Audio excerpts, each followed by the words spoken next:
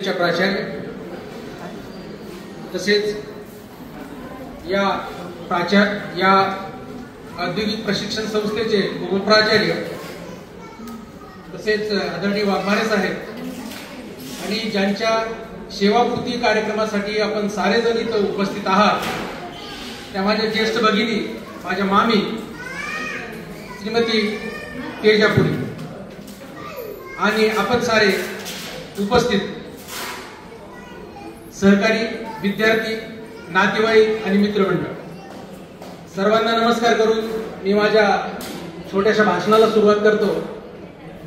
मी मान्यवरांना हे सांगू इच्छितो की 1998 साली मी या औद्योगिक प्रशिक्षण संस्थेचा प्रशिक्षणार्थी होतो आणि इतक्या वर्षानंतर आज या परिसरात आल्यानंतर मला एका गोष्टीची जाणीव झाली की जग सगळं बदललंय पण ITI मात्र आजही तेवढंच प्रेमळ तेवढंच भावुक आणि तेवढंच आनंदी आहे।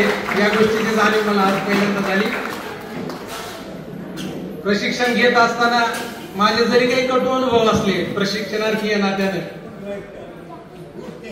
नाही कटू असले तरी त्या सगळ्या स्मृती आता कमी झालेल्या असून आजही मला अभिमानाने या प्रशिक्षण संस्थेकडे बघितल्यानंतर माझ्या भूतकाळात ज्या ज्या काही चांगल्या गोष्टी घडल्यात त्या सर्व गोष्टीला आणि आता घडत आहेत त्या सर्व गोष्टीला ही प्रशिक्षण संस्था सुद्धा थोडं बहुत का होईना हातभार लावते। या गोष्टीची आज मला कल्पना आहे, त्याबद्दल आनंद आहे। त्याबद्दल इथल्या सर्व प्रशिक्षणार्थी प्रशिक्षकांना मी धन्यवाद देऊ इच्छितो। त्याबद्दल आज ज्या कार्यक्रमासाठी आपण सारे जण इथं उपस्थित आहात त्या आजच्या कार्यक्रमाच्या सत्कारपूर्ती आदरणीय तेजा मानिगिरी खरं तर या नात्यानं माझ्या बहीण आहेत। आणखी एक दुसरं नातं माझं असं आहे की त्या माझ्या मामी आहेत। 1998 साली थोडासा आयुष्यात चढउतार झाल्याच्या नंतर त्यांनीच मला ह्या ITI मध्ये प्रवेश दिला होता। या ITI आलो आणि माझं कल्याण झालं। योगायोगाने माझा BEd ला नंबर लागला। आज त्यानंतर मी MA BEd होऊन एका कॉलेजमध्ये आज प्राध्यापक म्हणून कार्य करतोय।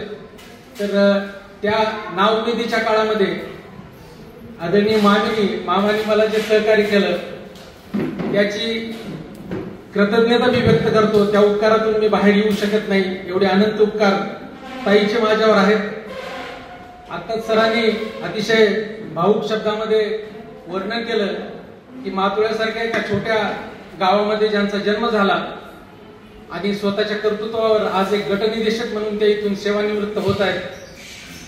तर एक भाऊ या नात्यानं एक बादशाह या नात्यानं मला माझ्या मामीचा सदैव अभिमान आहे। अनेक वेळेला कौटुंबिक अडचणीमध्ये असतील व्यावसायिक अडचणीमध्ये असतील मामीचा सदैव हात माझ्या व माझ्या पूर्ण परिवाराच्या पाठीवर सदैव होता याची जाणीव आजही मला आहे। मामींचं जीवन हे अतिशय खडतर आहे।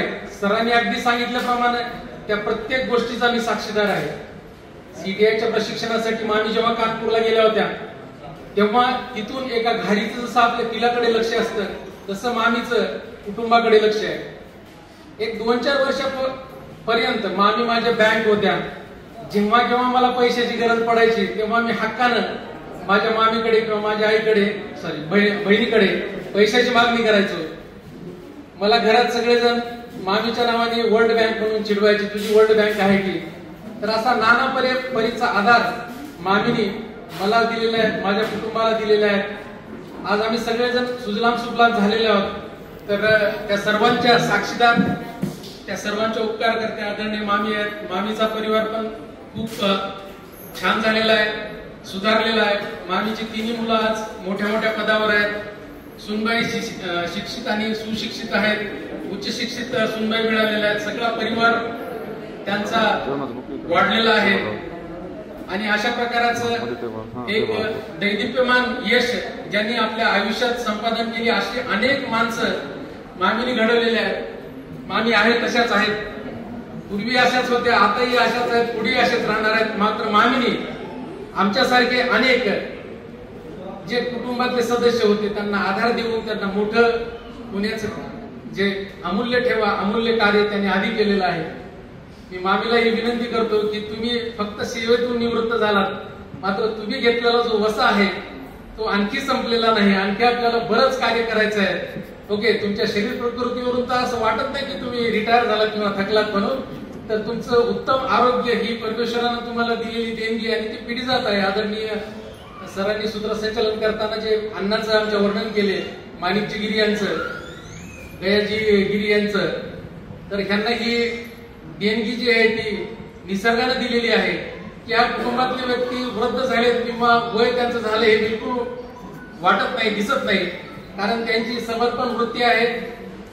प्रत्येक कार्यामध्ये हिरारीनं भाग घेणं, प्रत्येकाची जवळून चौकशी करणं, आत्मीयतेनं विचारपूस करणं, अशा प्रकारचा स्वभाव आमच्या मामीचा आहे. तर मी या प्रसंगी मामीला विनंती करतो की कृपया आपण सेवेतून निवृत्त झालात असा भाव आपल्या मनी न ठेवता आपण जे हे कार्य उभारलेलं आहे जगाच्या उद्धारण्याचं, छोट्या मोठ्या गोष्टी होत राहतात, मन मोठं करा आणि हे जे जगत कार्याचं काम आपण घेतलेलं आहे तो वसा तसाच चालू पुढे ठेवत जा. आमच्यासारख्या अनेक सदस्यांना आजही आपल्या आधाराची गरज आहे, तो आम्हाला देत जा. आपण केलेल्या उपकाराची परतफेड तर आम्ही करू शकत नाही, पण या प्रसंगी एवढं सांगतो की त्या उपकारातच राहून आमचं जीवन आम्ही कृतार्थ मानू. मी, माझा परिवार आणि सर्वांतर्फे आपल्याला आपल्या भावी आयुष्यासाठी शुभेच्छा देऊन माझं वाढत असलेलं भाषण संपवतो. या शिक्षण संस्थेचा मी विद्यार्थी असल्या कारणाने माझ्या झालेल्या चुकाला आपण सर्वजण माफ कराल.